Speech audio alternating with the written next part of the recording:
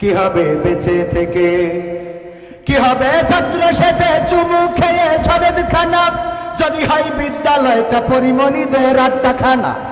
কি হবে ছাত্র সেজে চুমু খেয়ে সরেদ খানা, যদি হয় বিদ্যালয়টা পুপলিদের আড্ডাখানা। এর চেয়ে মরাই ভালো, দেশ ছেড়ে যাওয়াই ভালো। এর চেয়ে মরাই ভালো, দেশ ছেড়ে যাওয়াই ভালো। কি হবে ধোকা দিয়ে বিবেকটাকে? কি হবে ধোকা দিয়ে বিবেকটাকে? কি হবে বেঁচে থেকে অযথা বিদ্যা শিখে, যদি না গড়তে পারি শোষণবিহীন সমাজটাকে? কি হবে বেঁচে থেকে? কি হবে যুবক নামের বোঝা হয়ে এই ধরাতে, যেখানে মা বোনেরা ধর্ষিতা হয় দিনে রাতে? ঠিক না বেঠিক? কি হবে যুবক নামের বোঝা হয়ে এই ধরাতে, যেখানে মা বোনেরা ধর্ষিতা হয় দিনে রাতে? যৌবনের সার্থকতা ঘুচিবে সকল ব্যথা, যৌবনের সার্থকতা ঘুচিবে সকল ব্যথা। পারো যদি বলি দিতে মানুষরূপী পশুটাকে, পারো যদি বলি দিতে মানুষরূপী পশুটাকে। কি হবে বেঁচে থেকে অযথা বিদ্যা শিখে, যদি না গড়তে পারি শোষণবিহীন সমাজটাকে? কি হবে বেঁচে থেকে? কি হবে লেখালেখি কলমবাজির ওই মহড়া, সমাজের আসল চিত্র যদি না যাই তুলে ধরা? কি হবে লেখালেখি কলমবাজির ওই মহড়া, সমাজের আসল চিত্র যদি না যাই তুলে ধরা? যদি ওই ঘুষের বলে কলমটা উল্টো চলে, যদি ওই হ্যালো কলে ক্যামেরা উল্টো বলে, তবে কি যাবে রোখা দুর্নীতিকে? তবে কি যাবে রোখা দুর্নীতিকে? কি হবে বেঁচে থেকে অযথা বিদ্যা শিখে, যদি না গড়তে পারি শোষণবিহীন সমাজটাকে? কি হবে বেঁচে থেকে? কি হবে? কি হবে? কি হবে নামাজ রোজা ইমানদারির ভয় করে, কোরআনের কর্মীগুলো থাকে যদি কারাগারে? কি হবে নামাজ রোজা ইমানদারির ভয় করে, কোরআনের খাদেম যারা তারা যদি থাকে কারাগারে? মসজিদের কোণে বসে জিকির যত করো কষে, মসজিদের কোণে বসে তাসবিহ যত টানো ঠেসে, এভাবে যায় না পাওয়া আল্লাহকে? ঠিক না বেঠিক? এভাবে যায় না পাওয়া আল্লাহকে। কি হবে বেঁচে থেকে অযথা বিদ্যা শিখে, যদি না গড়তে পারি শোষণবিহীন সমাজটাকে? কি হবে বেঁচে থেকে? কি হবে আলেম হয়ে ইমাম সেজে মসজিদেতে, পারে যদি সত্য কথা উচ্চ স্বরে না বলিতে? কি হবে আলেম হয়ে ইমাম সেজে সমাজেতে, পারে যদি সত্য কথা উচ্চ স্বরে না বলিতে? চাকরি ভাই করো যদি ছেড়ে দাও ইমামতি, চাকরি ভাই করো যদি ছেড়ে দাও ইমামতি। কি হবে ধোকা দিয়ে আল্লাহকে? কি হবে ধোকা দিয়ে আল্লাহকে? কি হবে বেঁচে থেকে অযথা বিদ্যা শিখে, যদি না গড়তে পারি শোষণবিহীন সমাজটাকে? কি হবে বেঁচে থেকে? কি হবে নেতা হয়ে জনবলে ঘর ফুলিয়ে, দড়া টানা গরম দেখে যদি থাকো ঘরে শুয়ে? পালাবো না, পালাবো না, কিন্তু নেত্রী চলে গেলে আমাদেরও দেখা পাওয়া যাবে না। ঠিক না বেঠে? কি হবে নেতা হয়ে জনবলে ঘর ফুলিয়ে, রাজপথ গরম দেখে যদি থাকো ঘরে শুয়ে? এর চেয়ে সেজে গুজে বিলেনের সঠিক পদে, এর চেয়ে সেজে গুজে বিলেনের সঠিক পদে, দিয়ে দাও অভিনয়ে জীবনটাকে, দিয়ে দাও অভিনয়ে জীবনটাকে। কি হবে বেঁচে থেকে অযথা বিদ্যা শিখে, যদি না গড়তে পারি শোষণবিহীন সমাজটাকে? কি হবে বেঁচে থেকে?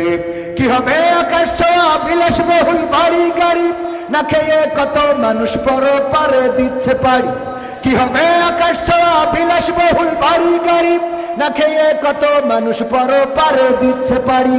আজরাইল আসবে যবে মাটিতেই পড়ে রবে, আজরাইল আসবে যবে মাটিতেই পড়ে রবে। কোনো কাজে লাগবে না ওই প্রাসাদটাকে, কোনো কাজে লাগবে না ওই প্রাসাদটাকে। কি হবে বেঁচে থেকে অযথা বিদ্যা শিখে, যদি না গড়তে পারি শোষণবিহীন সমাজটাকে? কি হবে বেঁচে থেকে? কি হবে? কি হবে পুরুষ হয়ে জন্ম নিয়ে বাংলাদেশে, যদি যাই ক্ষমতাটা ঘুরে ফিরে নারীর হাতে? কি হবে পুরুষ হয়ে জন্ম নিয়ে এই দেশেতে, যদি যাই ক্ষমতাটা ঘুরে ফিরে নারীর হাতে? কি বা জবাব দেবে, কিভাবে মুখ দেখাবে, কি বা জবাব দেবে, কিভাবে মুখ দেখাবে আমাদের আগামী সেই প্রজন্মকে, তোমাদের আগামী সেই প্রজন্মকে? কি হবে বেঁচে থেকে অযথা বিদ্যা শিখে যদি না গড়তে পারি শোষণবিহীন সমাজটাকে? কি হবে বেঁচে থেকে? ঠিক না বেঠে? কথাগুলো আমার লেখা নয়, মরহুম আইনুদ্দিন আল-আজাদ রাহিমাহুল্লাহ আমার উস্তাদ, কলরবের প্রতিষ্ঠাতা, তার লেখা। তিনি চলে গিয়েছেন পৃথিবী ছেড়ে আজ 14 বছর হয়ে গেল। 2010 সালে কোন এক মাহফিল থেকে ফেরার পথে অ্যাক্সিডেন্ট অথবা পরিকল্পিতভাবে যেভাবেই হোক পৃথিবী থেকে বিদায় নিয়েছিলেন। তার মানে 2010-এ বিদায় নিয়েছেন, গানটা তারও আগে লেখা। ঠিক না বেঠিক? আগে মানে কি, এটা 2000 সালের দিকে লেখা। 2000 সাল কিংবা 1999 সাল, সেই সময়ের গান এখনো গাইলে মনে হয় গতকালকে লিখেছে। ঠিক না বেঠিক? কারণ এখনো সমাজের পরিবর্তন হয় নাই, এখনো শোষণ মুক্ত সমাজ আসে নাই। আমার শোষণ মুক্ত সমাজ গড়ার জন্য প্রথমে আন্দোলন করেছিলেন বঙ্গবন্ধু শেখ মুজিবুর রহমান, তারপরে আন্দোলন করেছেন জিয়াউর রহমান, তারপরে আন্দোলন করেছেন এরশাদ, তারপরে আন্দোলন করেছেন খালেদা জিয়া, তারপরে আন্দোলন করেছেন শেখ হাসিনা, এরপরে আবার খালেদা জিয়া, তারপরে আবার শেখ হাসিনা, তারপরে আবার এর মধ্যে ফখরুদ্দিন মঈনুদ্দিন এসেছিল, এখন নতুন করে ডক্টর ইউনূস এসেছে। এখনো বাংলাদেশ শোষণ মুক্ত হয় নাই। আজকেও পত্রিকার নিউজ, আমার এক আল্লাহর ওলি, আমাদের আল্লাহর ওলি, দেখেন দলের নাম না বলে তো উপায় নেই, সাংবাদিকরা বলেছে আমার দোষ না। যুবলীগের এক আল্লাহর ওলি ব্রাহ্মণবাড়িয়ায় একজন নারীকে হত্যার পরে তার লাশটা একটা পরিত্যক্ত ঘরের মধ্যে নিয়ে গর্তের মধ্যে ঢুকায়ে পুড়াইয়ে দিচ্ছিল, ধরা পড়েছে না পড়ে নাই? নারীদেরকে পুড়াইয়ে দিচ্ছে লাশ, মাথাটা পুকুরের মধ্যে ফেলানো। অ্যারেস্ট হয়েছে বিশেষ দলের লোক। ওই দলের লোক বলেই বলছি না, এমন অপরাধ বিএনপি জামাত জাসদ বাসদেও করতে পারে না, পারে না। তবে তুলনামূলকভাবে আল্লাহর ওলিদের একটু বেশি লোক আছে না নাই? অপরাধ করার মাত্রা বেশি না কম? এই অপরাধ এখনো মুক্ত হয় নাই। যদি জামাতেও থাকে আমরা প্রতিবাদ করব। কথা আগে বুঝে নেবেন, তারপরে লাভ দেবেন। যদি ধর্ষণ করেন, আমার বাড়িতে যদি ধর্ষণকারী ধর্ষণ করে, আমি জামাত করার কারণে জামাতের কোন নেতা যদি ধর্ষণ করে মানব নাকি? আপনি আওয়ামী লীগ করার কারণে কোন যুবলীগ যদি ধর্ষণ করে মেনে নেবেন নাকি? কত করে মেনে নেব? সুতরাং এই বাংলাদেশে যদি কোথাও অন্যায় হয়, অনাচার হয়, পাপাচার হয়, কদাচার হয়, খুন হয়, গুম হয়, হত্যা হয়, তার বিরুদ্ধে প্রতিবাদের দরকার আছে না নাই? আল্লাহর নবী যখন এসেছিলেন, বিশ্ব নবী, সেই সময় মক্কায় কাফেরদের, যারা মক্কায় বসবাস করতেন, তাদের খাওয়ার অভাব ছিল। কতখানি খাওয়ার অভাব ছিল? খাওয়ার অভাব ছিল না। তখন কাফেরদের পড়ার অভাব ছিল না, তখন কাফেরদের অন্য কোনো অভাব ছিল না। কিন্তু ওই সমাজে যেটার অভাব ছিল সেটা নীতি নৈতিকতার, সেটা আদর্শের, সেটা ব্যবহারের, সেটা চরিত্রের। এই অভাবগুলো ছিল। আল্লাহ রাসূল সাল্লাল্লাহু আলাইহি সাল্লাম যখন দেখলেন সব চলে, কিন্তু এই সমাজে এই সব কিছুর মধ্য দিয়ে যেটা চলে, ওই কাবাটা তাওয়াফ করতেন উলঙ্গ হয়ে। ঠিক না বেঠিক? তারা কাবাও তাওয়াফ করতো, করতো না করতো না? কথা কয় না। হজ করতো না করতো না? এ ভাই, আপনারা জানেন না হজ করতো কিনা? আপনারা মনে হয় এই আজকে প্রথম হজ শুনতেছেন। আল্লাহ রাসূল হজের সময় যখন তাবুক গেড়ে দিয়ে কোরআন পড়ছেন, আবু জাহেল, আবু লাহাব, উতবা, সাইবা, তারা তাবুতে যায় আর বলে যে দেখো ওই তাবুটার কাছে যাবা না, ওই তাবুতে কিন্তু বিশেষ দলের লোক রয়েছে, ওদের আমরা বাংলাদেশে রাখতে চাই না, পাকিস্তানে পাঠাইতে চাই, ওই তাবুর কাছে তোমরা যাবা না, ওর কথা শুনবা না, ও কিন্তু পাগল বলেছে না বলে নাই? আল্লাহ রাসূল যখন দাওয়াত প্রকাশ্যে দিতে পারে না, তখনও তার মানে বোঝা গেল তখন হজ চলতো। কথা কয় না? তখন হজ চলতো। এর আগের ঘটনা হলো সূরা ফিলেই রয়েছে, আল্লাহর নবী জন্মগ্রহণের 50 দিন পূর্বে সূরা ফিলে আল্লাহ সবিস্তারে বর্ণনা করে দিয়েছেন। ছোট্ট সূরায় সব ঘটনা বলে দিয়েছেন। আল্লাহর রাসূল তখনও জন্মগ্রহণ করেন নাই। আব্রাহা এসেছিল ওই কাবাঘর ভাঙার জন্য কি বাহিনী নিয়ে? হস্তি বাহিনী নিয়ে। কাবাঘর ভাঙতে আসলেন। অপরাধ কি? কারণ অপরাধটা হলো একটা গির্জা বানিয়েছিল আব্রাহা, সম্রাট আব্রাহা, বাদশা আব্রাহা। গির্জা বানানোর পরে বললো তোমরা এখানে তাওয়াফ করবা, ওইদিকে যাওয়ার দরকার নাই, ওই কাবায় তাওয়াফ করবা না। ওই কাবাবাসী তাওয়াফ তো করলই না, বরং কাবার প্রেমে তারা এত পাগল ছিল, আল্লাহর প্রেমে এত পাগল ছিল যে তারা ওই কাবার মালিককে তো ছাড়ে নাই, বরং বাদশা ওই যে কি আব্রাহা ও যে গির্জাটা বানিয়েছিল সেই গির্জায় ঢুকে পায়খানা করলো। আব্রাহার মিজাজ গেল খারাপ হয়ে, যে মানলি না হাগলি কেন এই ডাকো। কথা কি বোঝা গেছে? মানিসনি ভালো কথা, এখানে পায়খানা করে গেলি কেন? এই অপরাধ, এই রাগ, এই ক্ষোভ থেকে হস্তি বাহিনী নিয়ে আসলো কাবা ঘর ভাঙার জন্য। তার মানে রাসূল জন্মের পূর্বেও ওই কাবা তাওয়াফ করতো না? কাবাকে ভালোবাসার মানুষ ছিল না? ছিল না?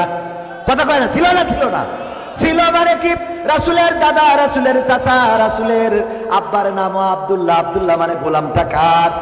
আল্লাহর গোলাম। সেই আল্লাহর গোলাম নামও রাখা হয়েছিল, সব ছিল, কিন্তু ওই সমাজে শান্তি ছিল না, ওই সমাজে নীতি নৈতিকতা ছিল না।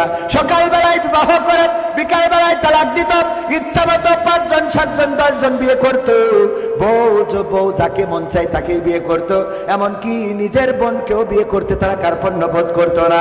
তুচ্ছ কারণে মারামারি করত, কাটাকাটি করত, তুচ্ছ কারণে তারা অন্যায় লিপ্ত হয়ে যেত, একজন আর একজনের সাথে অবাধে মেলামেশা করত। এই জাতীয় অপরাধগুলোর কারণে আল্লাহ রাসূল সাল্লাল্লাহু আলাইহি সাল্লামকে আল্লাহ পাঠালেন ওই কাবা তাওয়াফ করার জন্য। যদি পাঠাতেন তাইলে ওই সময়ও কাবা তাওয়াফ করার লোক ছিল না? ছিল না? ছিল মানে কি? কাবার প্রেমে এত পাগল যে গির্জায় যেয়ে হেগে যায়। তাহলে আল্লাহ কাবা তাওয়াফের জন্য রাসূলকে পাঠায় নাই। কথা কি বোঝা গেছে? আপনি হজে যাবেন, আলহাজ হাজী সাহেব সালমান এফ রহমানও হজ করেছে গত রমজানে। পীর সাহেব আমার ফেসবুক স্ট্যাটাস দিয়েছে, কাবার ইমাম যেখানে দাঁড়ায় আমি তোর বরাবর একদম টান টেনে সোজা এই পাশে দাঁড়াইছি। আল্লাহর ওলি দাঁড়াইলো কাবা ঘরে, যে এত বড় পরহেজগার ইমামের সামনে ইমাম বরাবর দাঁড়াইলো, আবার যে বিপদে পড়েছে আগে দাড়ি ঝেড়িয়েছে। ঠিক না বেঠে? আগে ঝেড়িস দাড়ি। এবার যদি বলেন এটা রাজনীতির কথা, না, কোন রাজনীতির কথা নাই। আমার কোন জামাতের নেতা ডাক্তার শফিকুর রহমান, আমার ডাক্তার শফিকুর রহমান তো আমিরে জামাত, কিন্তু উনি হলেন আমাদের আর এক শফিকুর রহমান, আমাদের সেক্রেটারি সাহেব। উনি যদি গতকালকে দাড়ি কামায়, বলেন দেখি জামাত করার কারণে আপনাদের নতুন হাট জামে মসজিদে খুতবা দিবেন কি? খুতবা দিতে দিবেন কে কে? হাত উঁচু করেন। একজনও দেবেন? দেবেন মানে কাটি ফিল করেন। দাড়ি যখন কাটিছে আরো কিছু কাটবো। ঠিক না বে ঠিক? তার মানে আমরা কিন্তু নেতা হিসাবে, দল হিসাবে বললাম না, আমরা কি হিসাবে বললাম? আল্লাহ রাসূলের সুন্নাতের এমন অবমর্যাদা মানা যায় না? মানা যায় না। ও আমার ভাইয়েরা, আমরা কথা বলার সময় কথা অনেকেই শোনে না, আগের থেকে লাভ দিয়ে ওঠে। ওই যে আগের দিন বোঝানোর চেষ্টা করেছিলাম দত্তপাড়ায়, স্যার বললো কবিতা লিখে নিয়ে আসবা, কবিতা দেখবো কে ফার্স্ট হয়। কবিতা লিখে এনেছে ছাত্র, বলছে ঠিক আছে তুমি পড়ে শোনাও। বলছে চোখের জল উঠিয়াছে কপালে। বলছে তুই একেবারে জিরো, তো স্কুলতে বের করে দেওয়ার দরকার কেন? এই চোখের জল কোনোদিন কপালে ওঠে? তোর লেখাপড়া হইলো এটা? এ কোন ধরনের কবিতা লিখেছিস? স্যার চোখের জল কি কপালে যায় না? বলছে না। কিভাবে যায়? চোখের জল কিভাবে যায়? তোর কবিতা হয়নি বাপ। বলছে বললাম তো এক লাইন। এর এই শুনেই ফাল পড়া শুরু করেছেন।